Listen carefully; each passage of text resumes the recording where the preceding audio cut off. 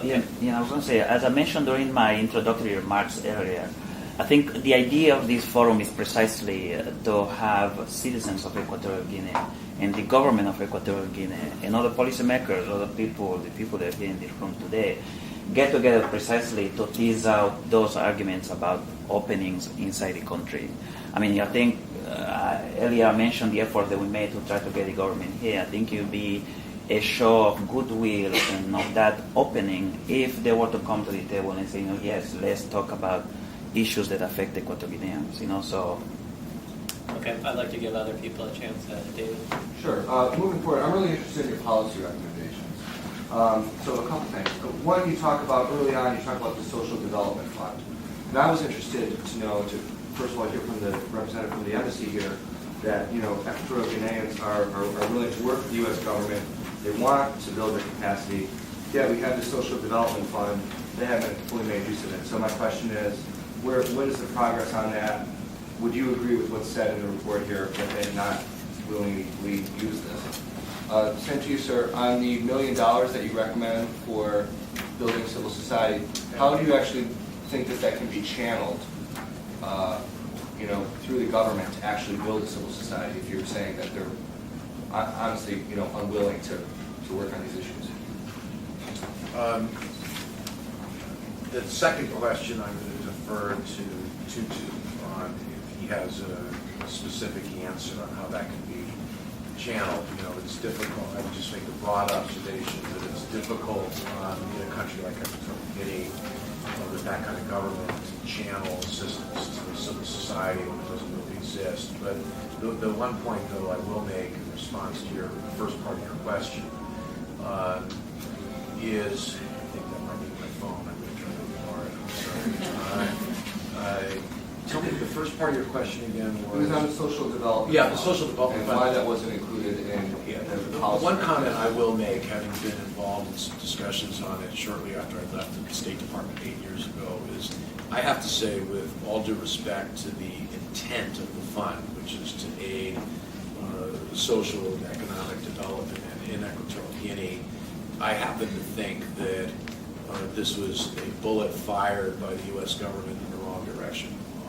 I just don't think that this is a useful thing, and it's not that I'm against or EG Justice is against social and economic development in EG, but there's no lack of revenues on the part of the government. I would like to see U.S. government resources and assistance focused on the real issues at the heart of the matter here, which are poor rule of law, poor governance, and continuing human rights abuses and corruption. And I just don't see the point of focusing our assistance in other areas. There are plenty of other international agencies, UNDP, UNICEF, others, I think that could be doing a lot of the work. And look, I know that the oil companies had some reasonable motivations in coming together with the State Department and Business for Social Responsibility and putting this fund together, and I'm certainly not opposed to the contributions that the companies have made, but I really question the priorities of the State Department and focusing its assistance in areas that, in our view, are beside the point of the real problems in the country, all of which revolve around poor governance and rule of law. Can I just add to that? Just on that fund, I mean, it did have its own problems as well. I mean, there were, and I don't want to say that it just wasn't spent. There were just problems administering it, and so it kind of languished for a while, and there were some delays over renewal. So it's hard to say what the tangible outcome of the project is now, because I mean, it had its own delays and things like that as well. Can I respond? Yep. The fund has an interesting history. It goes back a while and was set up in a previous presidential administration. Actually, it was an initiative more supported by the White House than the State Department. It essentially involves the government of Equatorial Guinea paying the U.S. government for a USAID type program in the country, since we weren't willing to do it ourselves. So this is not a resource that is we're squandering. It's not focused that we are undertaking for our own purposes. It's essentially a service being bought by the government. And the way it effectively works, it has they have written checks to us for $15 million for a 3-year period for the technical assistance component of the fund. And that funds a USAID contractor. It's heretofore a retired USAID officer and a subcontractor to actually do the work. And it's very much teach them to fish kind of a program, typical AID program, focusing on social sectors, education, women's health, and rural development,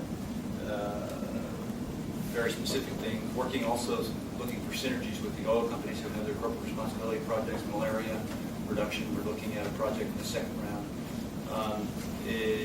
About half the first round, money has been dispersed, and they've approved second round projects in the value of 170 million additional dollars. 40 million in the first round. Like I said, about half that's actually been spent. What we're running into is capacity challenges to get the money spent. And going back to what the gentleman said,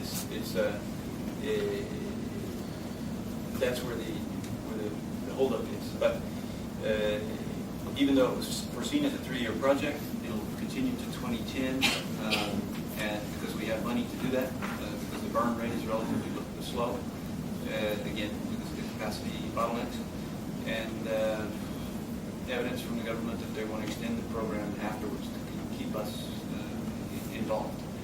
We're starting to see some real traction and some real interest as the ministries see this is a possible success story. And then that, of course, has political implications, positive political implications for them if they can do this. So we still have a lot of work to do. It doesn't consume a lot of our time in the embassy because, like I said, it's essentially something that the government has hired somebody to do. We have basically liaise with the USA. Let's take On the question of the $1 million, or if you want, we can talk about it later. Either way. But basically, right now, for instance, DG Justice is working with with the International Budget Program on the Open Budget Initiative, which is initially a questionnaire that an NGO group has to fill out about the access to budget information inside the country. It's a questionnaire of about 150 questions. Now, in order for me to get people inside EG to respond to that, I have to DHL the document. Why? Because I can't send it to them by email and have them print it out because they don't have electricity, they tell me, and downloading a document that long is going to cost them too much money. Similarly, when we want to have a meeting, a public pay meeting with our partners inside the country, we have to find a way to get their ticket there so that they can come to these meetings.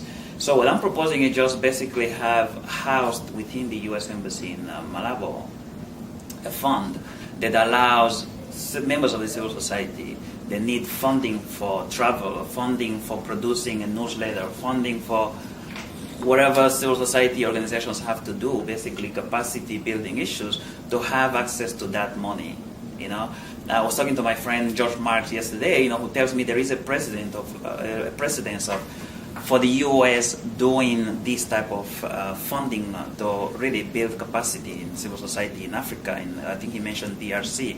I hope you can elaborate on that. So basically, it's having money for civil society to be able to actually do things. One of the issues that Mr. Smith mentioned last time there was a meeting with him was that, look, there weren't enough people within the U.S. Embassy in Equatorial Guinea to actually have a robust program to build civil society capacity.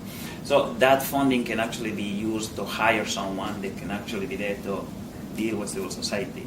And again, I'm suggesting that the funding be housed at the U.S. Embassy, not within the EG government.